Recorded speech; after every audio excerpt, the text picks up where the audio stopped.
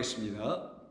하나님 고맙습니다. 오늘도 저희들은 우리 주님의 은총 아래 있기 때문에 우리 주님이 인도하시는 대로 저희들은 따라갈 수 있는 귀하고 존귀한 주님의 백성들 되었음에 감사드립니다. 오늘도 주께서 저희들의 영혼을 흡족히 채우시는 생명의 복음을 들려주실 때 그 말씀으로 우리가 이제 힘을 얻고 다시 일어나 주님 앞에 설 수 있는 귀한 종들 되게 하여 주시옵소서. 예수님의 이름으로 기도드립니다. 아멘. 자, 하나님 말씀 나눕니다. 오늘은 마가복음 16장 9절로 14절에 있는 말씀입니다. 마가복음 16장 9절로 14절입니다. 찾으셨으면 함께 이 말씀을 읽도록 합니다.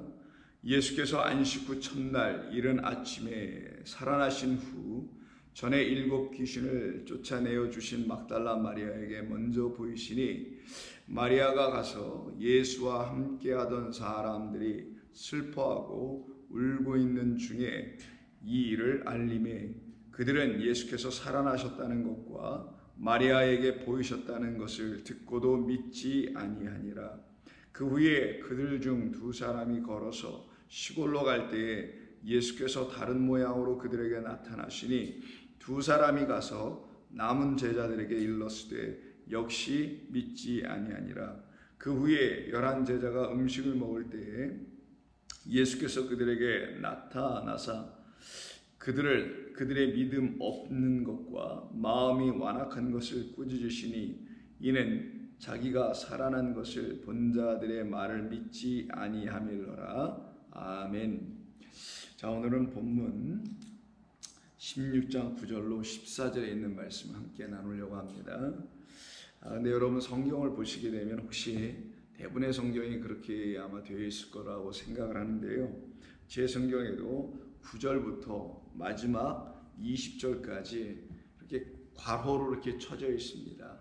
브래킷이라고 하는데 이렇게 괄호를 쳐져 있는 그 이유를 살펴보니 거기 각주가 있어서 보니까 이렇게 써 있네요. 어떤 사본에는 9절부터 20절까지는 없음이라고 이렇게 되어 있습니다.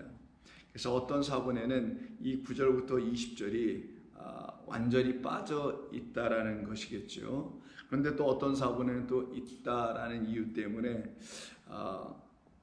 이렇게 괄호를 쳐서 우리에게 알려주려고 하는 듯해 보입니다.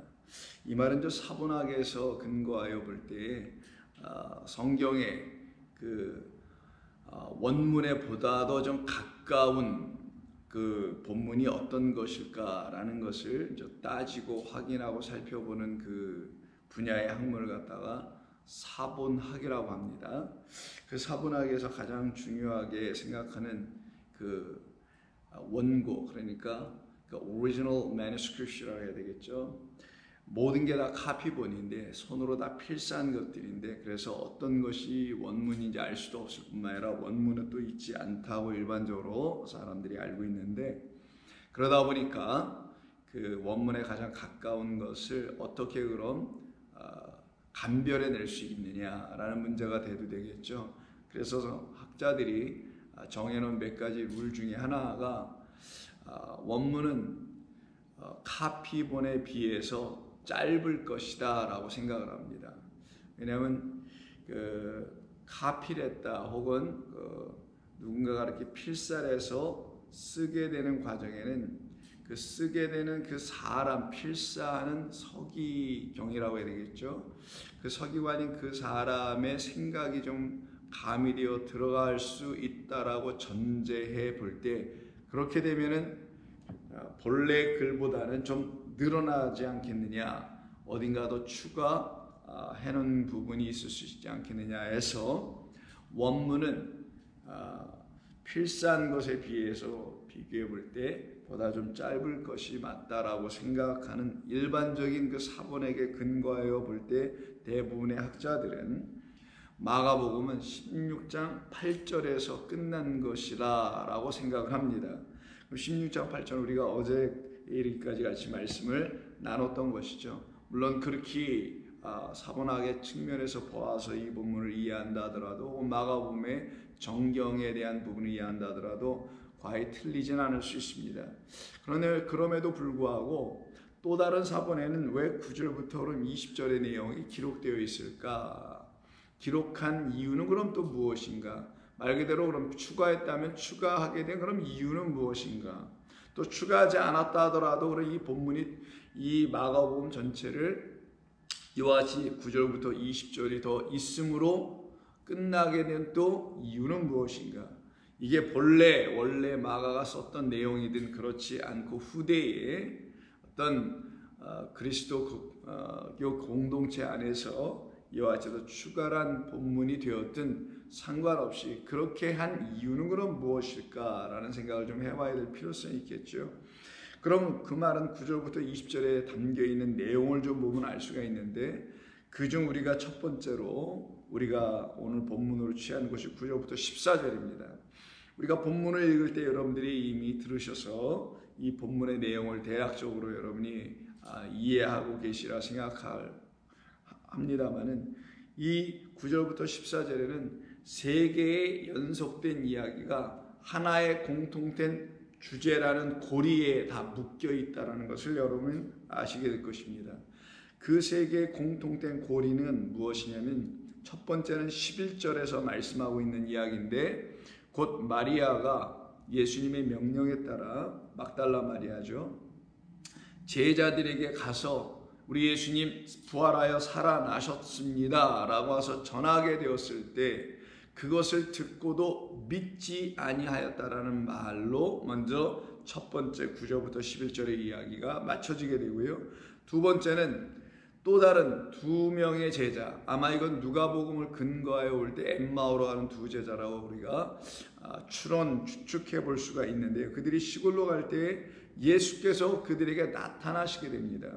그런데도 불구하고 그들에게 나타나셨을 때 누가복음을 근거해 볼 때 그들이 알아보지 못했죠. 그러나 결국은 우리 주님께서 그들에게 당신을 나타내어 보여주시죠. 실체를 보여주시죠. 예수라는 그 실체가 아니라, 즉 부활 이전의 실체가 아닌 부활 이후의 실체를 보여주시죠. 그때에 대해서 두 사람이 예수님을 만나게 됩니다. 그리고는 다시 예루살렘으로 돌아가는 이야기가 누가복음에 있죠. 그리고는 남은 제자들에게 가서 일렀다는 이야기, 알려주었다는 이야기가 13절에 나옵니다. 그런데도 불구하고 막달라 마리아가 제자들이 가서 이야기했을 때 또 남은 제자들이 같은 반응을 보였던 것이 11절, 그들이 듣고도 믿지 아니하였다라는 말과 마찬가지로 두 번째 이 이야기 속에서도 같은 고리인 그들은 또한 역시, 남은 제자들은 역시 믿지 아니하였다라는 말로 이렇게 서로 붙어 있다라는 거예요. 그럼 세 번째 단락은 무엇이냐? 14절 이후인데요. 그 중에서 우리는 14절까지만 오늘 보게 되는데, 그 후에 11제자가 음식을 먹을 때 예수께서 직접 찾아오십니다. 앞에 두 번은 당신의 종들을 보내시고요. 세 번째는 당신이 직접 오시죠. 마치 이와 같은 모습 아닙니까? 우리 주님께서 이 땅에 오시기 전에 우리 주님이 오실 것이라는 것을 미리 예언해 주죠. 그걸 예언서 혹은 선지서, 구약 혹은 시편 등등이라고 표현합니다. 마치 선지자들을 먼저 보내서 선지하게 미리 지혜의 말로 그들이 보았던 것을, 미리 바라보았던 것을 그들의 입을 통하여 이 세상에 알게 해주는 걸 선지자라고 하는 것인데, 그들을 먼저 보냈지만 그들 다 어떻게 합니까? 믿지 않죠. 오히려 그들을 돌로 쳐서 죽이고, 사가랴 아들, 바가랴 아들, 사가랴까지 그 성전 안에서 쳐 죽이는 이야기를 우리 예수님께서 예루살렘 성전에 오셔서 하시며, 너희들이 선지자를 이와 같이 박해하고 돌로 쳐서 죽였다라고까지 하시지 않아요? 그 말은 그들이 믿지 아니하였다라는 것이죠. 당신을 증거해주는 사람들을 보내줬음에도 불구하고 믿지 아니하는 믿음 없는 세대에 대한 이야기를 성경이 쭉 해왔던 것이고, 예수님께서 이 땅에 오셔서 또 한 번 하셨던 그 이야기가 마치 여기서 다시 드러나 보여주는 형식을 취하고 있음을 우리가 알 수 있습니다. 당신을 만난, 당신을 깨달아 알아 만난 그 사람들이 이 땅에 있다라는 거예요.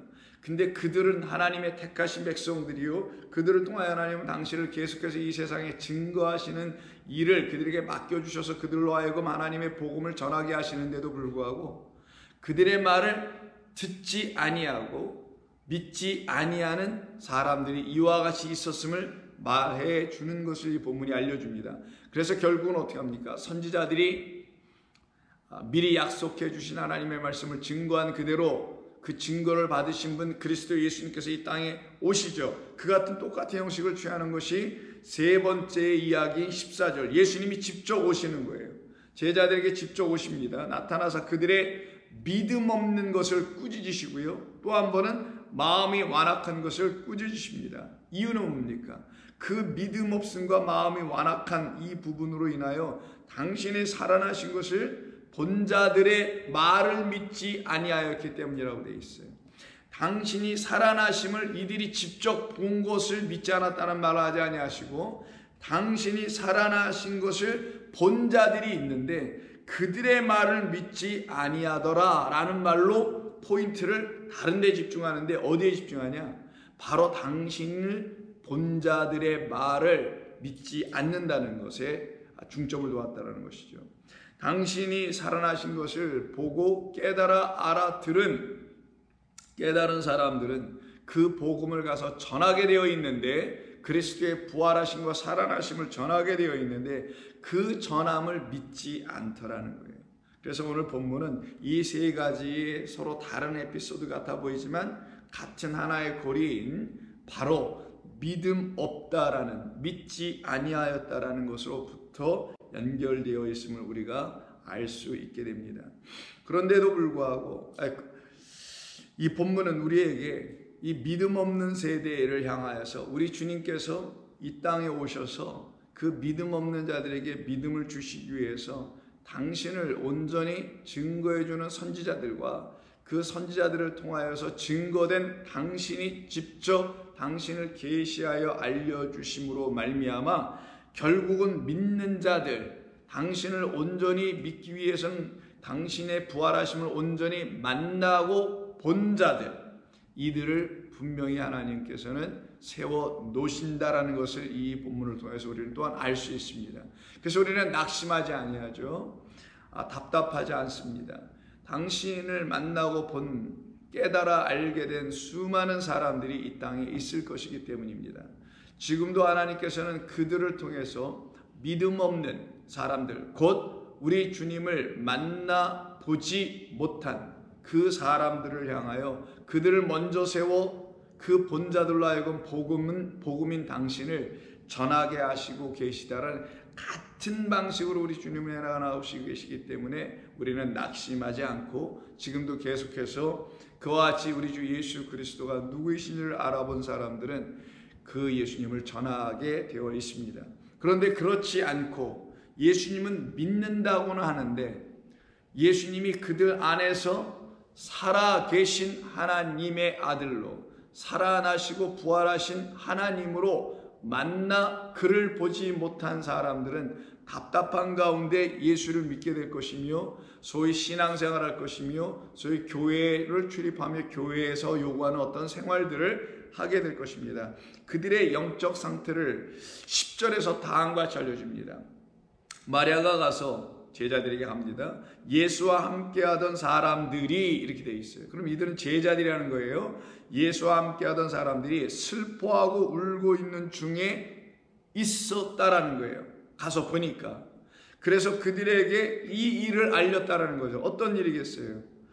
우리 주님께서 나에게 찾아오셔서 나를 만나셨다. 내가 그 무덤에 갔더니만 예수님께서 부활하신 흰옷 입은 청년으로 계셨다라는 것을 보고 깨달았다고 한 이야기가 그 앞에 5절에 있었죠. 무덤에 들어가서 흰옷을 입은 한 청년이 우편에 앉아있는 것을 보고 호라호라 그랬죠. 이것을 깨달아 알아봤다라는 거예요. 아, 드디어 이분이었구나. 저 무덤 속에는 예수가 계셔야 되는데 무덤 속에 예수 죽은 자는 없고 그 무덤의 주인인 예수는 지금 부활하여 이 흰옷 입은 빛나고 이 찬란한 빛의 옷을 입고 계신 빛의 아들 곧 하나님의 아들이셨구나. 그 하나님의 아들을 항상 선지서서부터 시작해서 구약 전체에서 약속해놓은 그 표현 그대로 하나님 우편에 앉아 계신 주님이셨구나. 나는 이제 그 주님을 이렇게 부활하신 우리 주님을 만남으로 그분이 누구인지를 난 이제는 알게 되어 알아보게 되었다라는 이 사건이 터져나오게 된 게 5절이죠. 그 일을 알렸다라는 거예요. 누구에게? 바로 이와 같이 믿음 없어서 슬퍼하고 울고 있는 중에, 그 말은 슬퍼하고 울고 있다는 건 믿음 없음을 표현해 주는 것일 뿐만 아니라 그들은 여전히 예수님이 죽었다고 생각하고 그들에게 나타나신 바가 없었기 때문에 이들이 슬피 울고 애통하고 있는 것 아니겠습니까? 그래서 여러분 아시다시피 여기 슬퍼하고 울고 있다라는 말은 초상집에서 일어나는 소위 곡하고 애곡하는 모습이거든요. 예를 들면은 같은 마가복음 5장을 보시게 되면은요, 회당장 야이로의 딸이 지금 심각한 병에 걸렸다고 예수님께서 그를 고치러 살려내러 가시는 길 와중에 12의 혈루증을 앓는 여인을 만나고 그를 치유해 주시고 가시게 되지요. 자, 그 얘기는 어서 구체적으로 할 필요는 없습니다만 그때 35절 보면 아직 예수께서 말씀하실 때 회당장의 집에서 사람들이 와서 회당장에게 이르되 당신의 딸이 죽었나이다 라는 비보를 전하게 됩니다. 이 일로 인하여서 예수님은 그럼 가시던 길을 그만두시고 그냥 돌아가셔야 되는 게 일반적으로 맞는 것 아니겠어요? 죽었으니 끝났구나. 그래서 이들이 뭐라고 하냐면 어찌하여 선생님을 더 괴롭히려 하냐, 그냥 선생님 그냥 가던 길 원래 그냥 돌아가시게 하고 모든 건 상황 종료됐으니 딸은 죽었으니 뭐 이렇게 권고하고 이야기를 하게 됩니다. 그때 예수께서 그 하는 말을 곁에서 들으시고 회당장에게 이르시되 두려워하지 말고 믿기만 하라.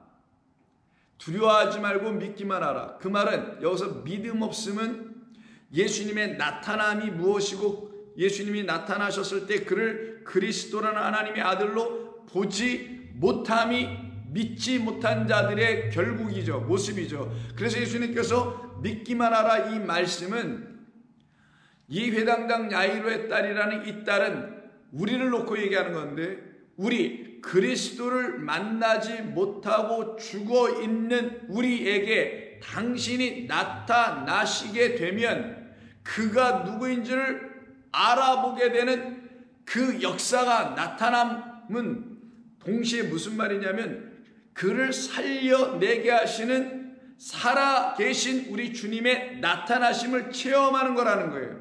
그래서 죽은 자로 있는 우리를 죽어있는 소녀 이 회당장의 딸의 이야기를 통해서 그 딸을 향하여 가고 계신 그 여자들을 향하여 우리들을 향하여 지금 찾아오고 계신 그리스도가 누구인지를 만나게 되는 그 믿음을 갖고 있는 사람들은 전부 다 살아날 것이다라는 것을 이 이야기가 가르쳐 주는 겁니다. 근데 이들은 이것을 알지도 못하고 있었고 구약을 읽고 있었고 오시기로 약속된 메시아를 기다리고 있는 백성들임에도 불구하고 하나님께서 약속해 주신 그 메시아는 마음에 품지 못하였기에 그 메시아를 기다리지 못하고 엉뚱한 그 세상 사람들, 장로들이 가르쳐준 사람의 계명으로 풀어 하나님의 말씀을 선포하고 증거한다는 그들이 가르쳐준 다른 메시아, 다른 복음, 다른 예수를 기다렸기 때문에 그를 만나낼 수가 없었던 거예요. 그가 오셔도 그를 인지할 수 없고 볼 수가 없었던 겁니다. 눈에 보임에도 불구하고 그가 하나님의 아들인지를 호라오 깨달아 알아볼 수 있는 눈들을 갖지 못하게 한 맹인들로 떨어지게 한 자들의 결국이었던 것이죠. 그 상태가 지금 회당장 야이로의 집에서 지금 일어나고 있는 일이었던 거예요. 그래서 예수님이 믿기만 하라. 오늘 본문에 이들이 계속 믿음 없잖아요. 그 말은 이들에게 우리 주님이 누구이신지를 알게 해주시는 당신의 말을 이들이 깨달아 알지 못하였기 때문에 마음이 완악하고 믿음이 없는 자들이라고 꾸짖기까지 하실 수밖에 없는 일이 벌어지게 되었던 것입니다. 그때 이 집에 들어가니까 사람들이 어떤 모습을 보여줍니까? 초상 났으니까 38절 함께 떠드는 것과 사람들이 울며 심히 통곡하였다고 되어 있네요. 그럼 이렇게 심히 통곡하는 이들에게 있어서는 죽은 자로 말미암아 통곡하는 거죠. 그들의 눈에 보이는 건 죽은 자밖에 없었다는 것이에요. 예수님께서 십자가에서 죽음당하시고 장사 지낸 바 되어진 그 사건만이 전부였던, 그리고 그것이 끝이었던, 더 이상이 없는, 즉 부활하시고 살아나신 그 주님을 만나본 일이 없는, 왜 못 만나요? 약속하신 말씀을 믿음, 진리로 갖고 있지 못했기 때문에 못 만나게 된 거잖아요. 그들에게는 울며 통곡하고 슬퍼함만이 가득하더라는 거예요. 이것이 바로 믿음 없는 세대, 믿음 없는 성도, 믿음 없는 교회라는 거예요.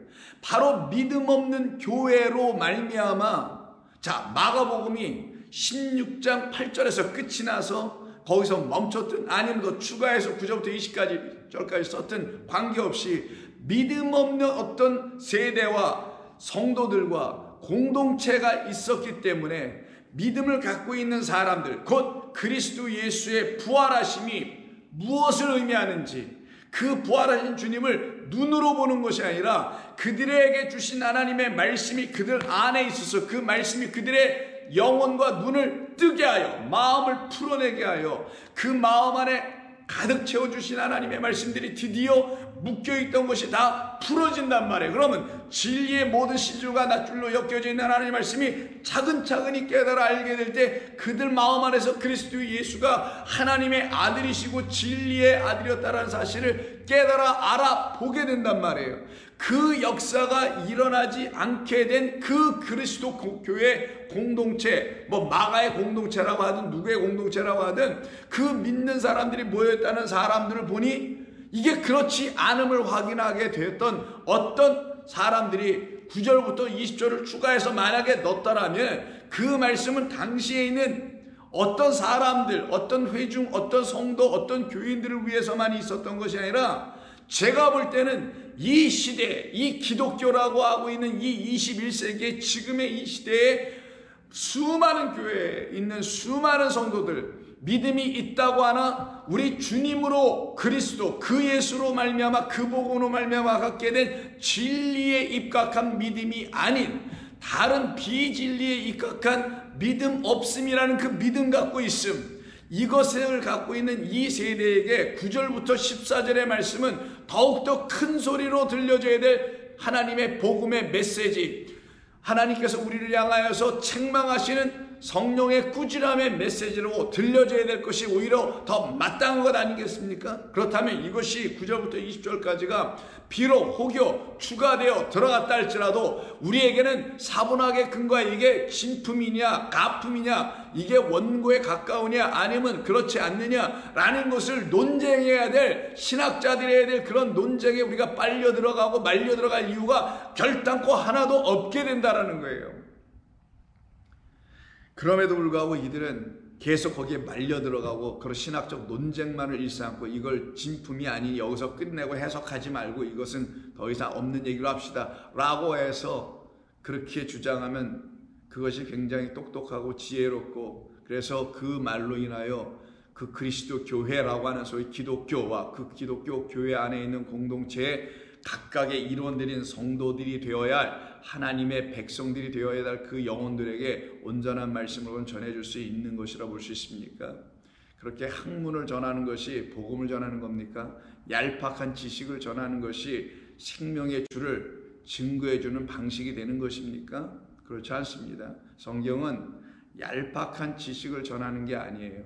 여기에 이런 말은 이런 거고 저기에 저런 말은 이런 겁니다라는 것을 풀어 설명해 주는 건 누구든지 웬만하면 다 알 수 있는 이야기일 수 있습니다. 그러나 성경은 믿음 없는 나에게, 생명이라는 진리의 말씀이 없는 나에게, 우리 주님 그 죽어있는 회당장 야이로의 딸이라고 하는 거예요. 그런 우리들에게 찾아오시는 이야기, 그 찾아오셔서 믿음을 갖게 하는 생명의 말씀을 주시는 이야기로 우리가 우리 주님을 만나내야 하는 것이에요.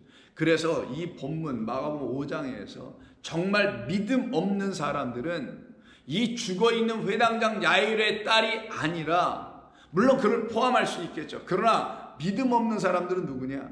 여기에서 울고 곡하고 애곡하며 그 앞에 35절에서 말하는 선생님을 더 괴롭게 하지 말라고 하는 이런 말을 부추겨내고 있는 이들이 사실은 전부 다 죽어있는 자들이에요. 그 죽어있는 자들에게 예수는 죽은 자일 수밖에 없어요.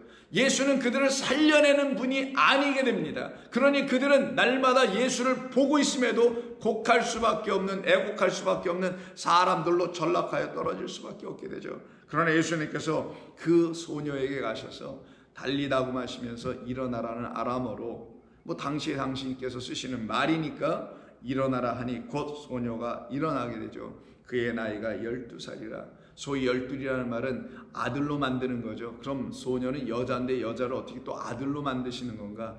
바로 아들이 된다. 성경에서 남자와 여자라는 개념을 여러분 들으셔서 아시잖아요. 남자는 씨를 갖고 있다라는 거예요. 여자는 씨를 받아야 된다라는 거예요. 그러면 처음부터 남자 되는 게 아니라 우리 모든 사람들을 하나님께서는 당신의 신부로 삼으실, 아내로 삼으실 여자들이라고 하죠. 그럼 여자들은 당신이라는 남자에 의해서 씨 가진 분은 그분 한 분, 하나님 한 분이니까, 그리스도 한 분이니까 씨를 우리가 받아야 되는 것이죠. 받아야 될 여자가 씨를 받으면 자기 안에 뭐가 있어요? 씨가 들어오죠. 그럼 씨가 있는 사람을 뭐라고 한다고요? 여자라고 해요? 남자라고 해요? 여자는 씨가 없어요. 근데 여자가 씨를 가지면 그때부터 그는 여자가 아니라 아들 가진 자, 아들이 된 자, 아들과 하나가 된 자. 그래서 여인인 어머니가 아이를 잉태하고 아들을 잉태하면 그 아이와 어머니는 탯줄 하나로 연결되어 하나가 되어 있잖아요. 그래서 아들을 가진 자, 아들과 하나가 된 자, 그리스도라는 하나님의 아들과 딱 하나가 된 자, 씨 가진 자, 그가 씨라고 하는, 씨를 가진 남자가 되고 아들이 되었다고 하는 거예요. 그래서 성경에서 남자 여자는 서로 다른 게 아니라 사실은 하나인 거예요. 그래서 이 둘이 한 몸을 이루어, 그래서 옆구리에서 나오게 된, 아담의 옆구리에서 나오게 된 그 여자 하와를 갖다가 이것은 내 살 중에 사요, 뼈 중에 뼈라고 하죠. 그때 이 사람이 아니라 이것이라고 그래요. 왜? 자기에게서 나온 그것, 내 것과 똑같은 짝. 그래서 옆구리라는 그 히브리어의 말에 원문의 뜻이 짝이라는 거예요.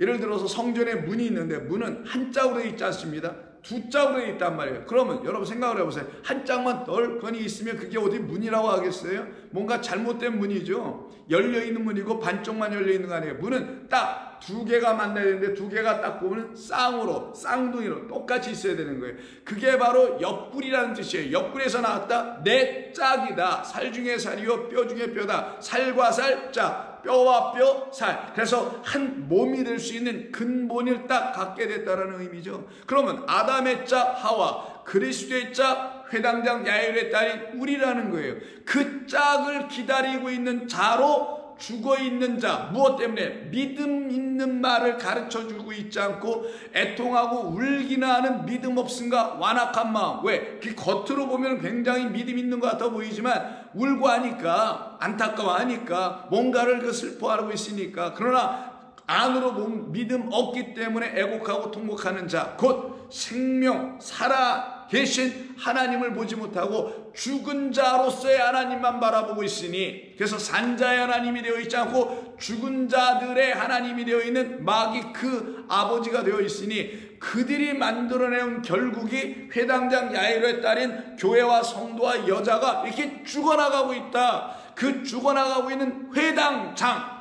바로 회당, 성도들이 모여있는 그곳의 장, 우두머리의 딸을 대표로 하여, 그래서 내가 내 딸을 이와 같이 죽이고 있다. 그러나 그렇게 죽어가고 있는 너희들에게 내가 감으로 말미암아 살아남의 역사가 일어날 거야. 이거는 선지자들을 미리 보내어 약속해 놓은 것이니 그것이 너희들에게 반드시 나타나므로, 이제는 12살짜리 아이가 살아나는 역사, 아들 되는 역사, 그리고 12살쯤 되면 대부분 히브리 사람들은 시집갈 나이에요. 여자들이 결국은 신랑을 만날 준비를 하고 있는 그와 같은 여자로 다시 우리 주님께서 그를 살려내어 당신의 신부로 삼으시는 이야기죠. 그럼 여기는 믿음 없음에서 믿음 있음으로 뒤바뀌는 역사, 예수님을, 그리스도를 만나 알아보지 못한 그 자리에서, 그것이 그들의 믿음의 끝이었었어요.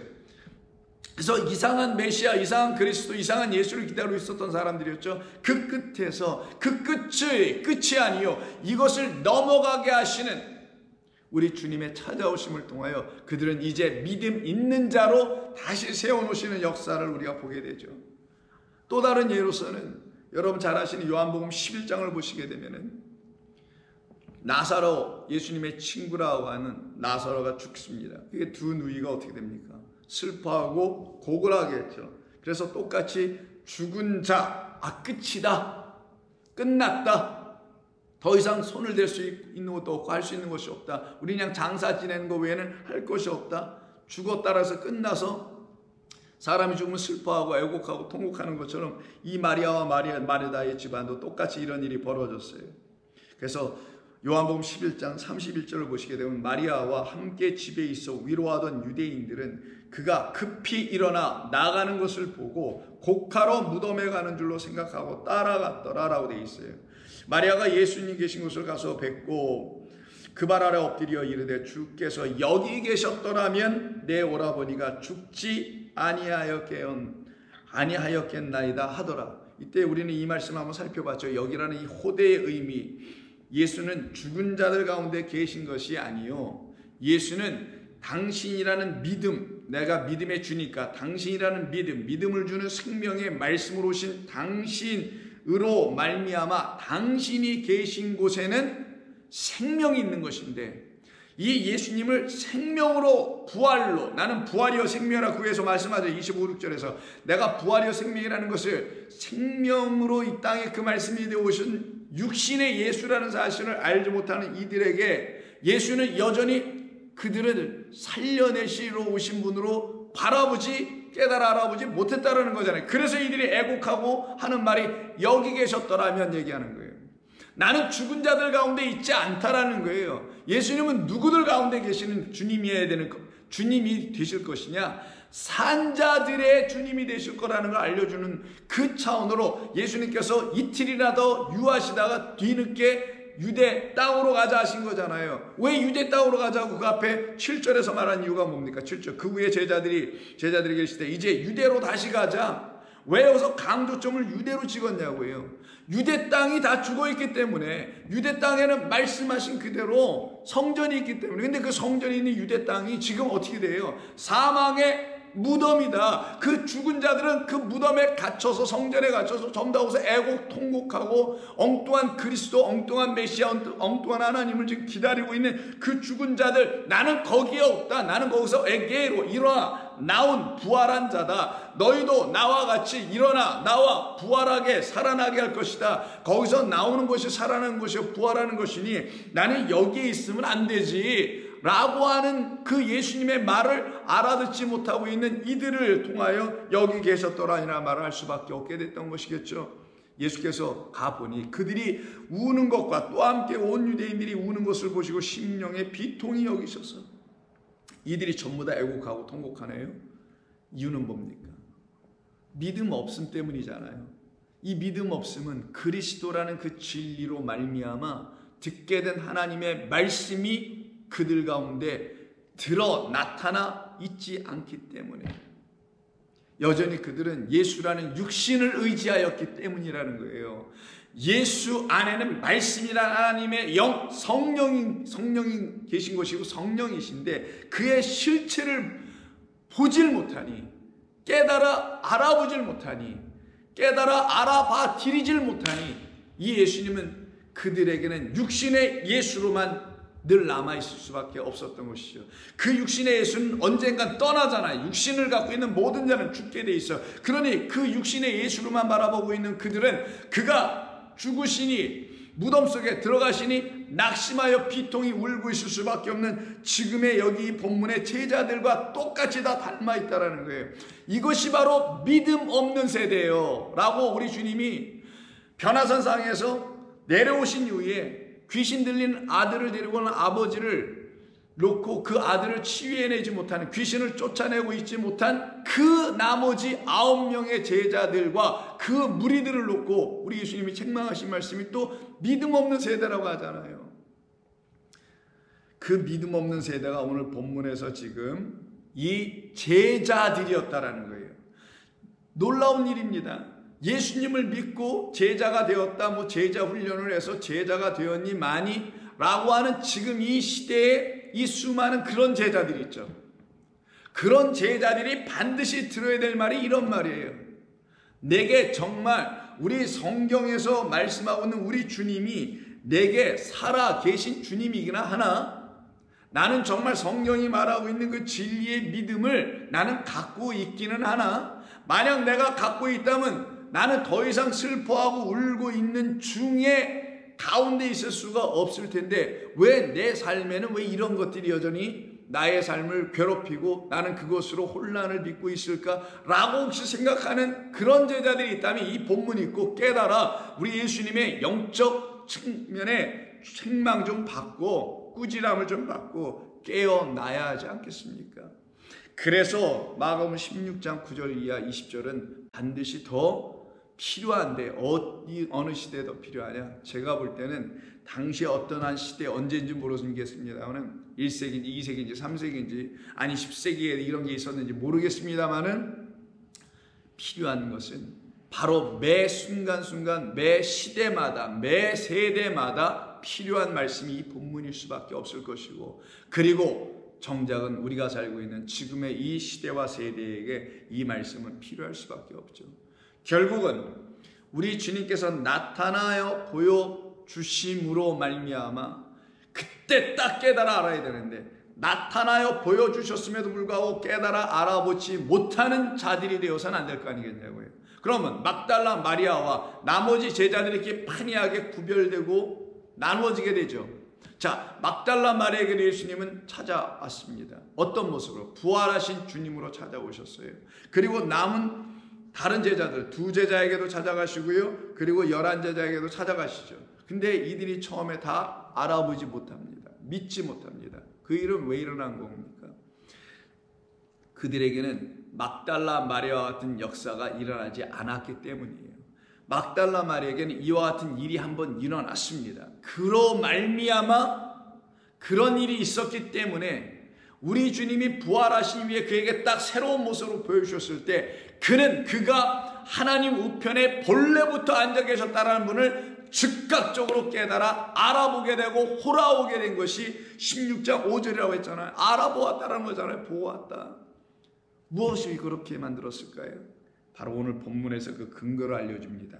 9절 첫 번째 절이죠. 안식 후 첫날 이른 아침에 살아나신 후 전에 7 귀신을 쫓아내어 주신 막달라 마리아에게 먼저 find out, 보여주셨다, 빛으로 오셨다 이런 말이에요. 문자적 의미는 자 빛을 비춰주셨다라는 거예요.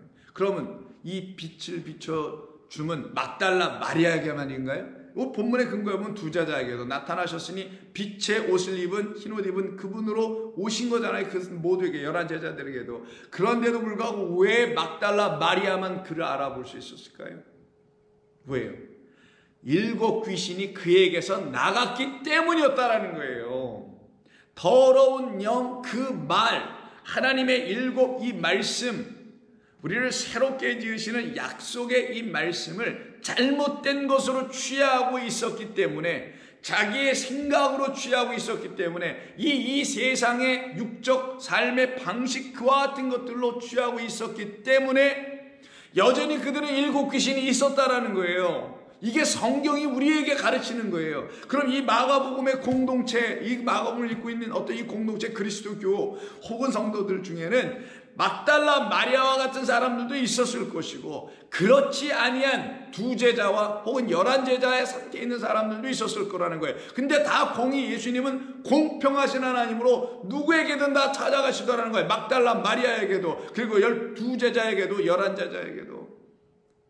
근데 알아보고 알아보지 못하고 깨달아 보아 그가 누구인지를 비로소 알았을 때 그들 안에서 예수님은 그 순간 부활에 살아나시는 역사가 나타나는 건데 그래서 그들도 살아나게 되는 건데 더 이상 사망이 그들을 지배할 수 없는 말 그대로 산자가 되어 산자로 만드신 그 하나님은 산자의 하나님이 되어 그들에게 영광 받으시게 되는 건데 이런 일이 나머지 사람들에게 있지 않고 막달라 마리아에게만 나타났던 것은 7 귀신이 나갔기 때문입니다. 하나님의 7 영이 그에게 다시 들어왔기 때문인 것이죠. 그래서 계시록에 말하는 7 영의 말씀이 드디어 우리에게 비춰지고 나타나게 되는 인내되어짐과 나팔이 불려짐으로 그리고는 하나님의 그 기름, 그 대접을 담은 그 기름 성령이 우리에게 부어짐으로 전부 다 말씀을 말하는 거죠. 우리는 드디어 우리 주님이 누구인지를 알아갈 수 있는 자들이 되게 됩니다. 그때 그들은 보게 됩니다.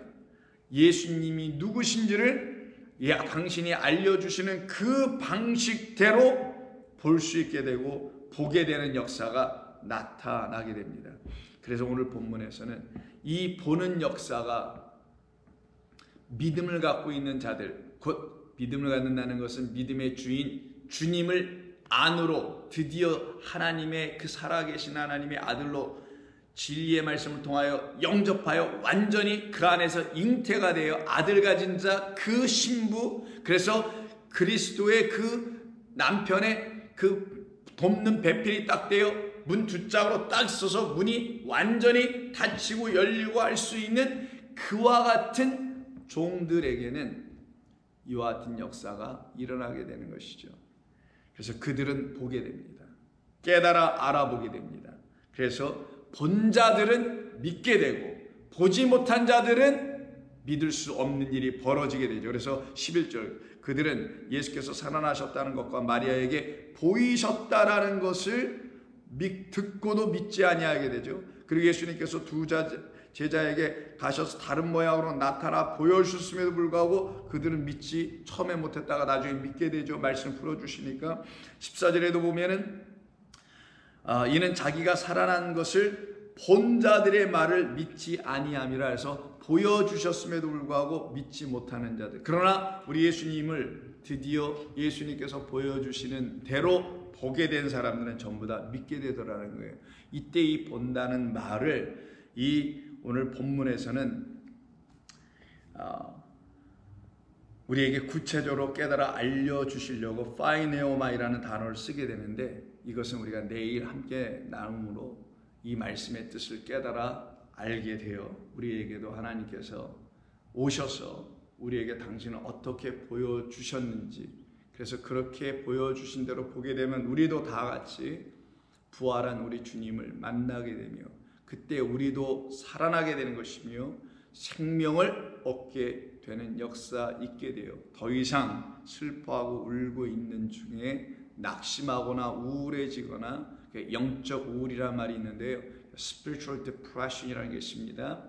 그런 차원으로 낙심하여 떨어지는 자들 되지 아니하고 살아나는 역사가 모두에게 일어나야 할 줄로 믿습니다. 기도합니다. 하나님 고맙습니다. 오늘도 저희들에게 책망해 주시는 말씀을 듣게도 되고 또 저희를 불쌍히 여겨 주시어서 당신의 은총 입은 자들로 세워주시는 말씀을 듣게도 하여 주시니 감사합니다.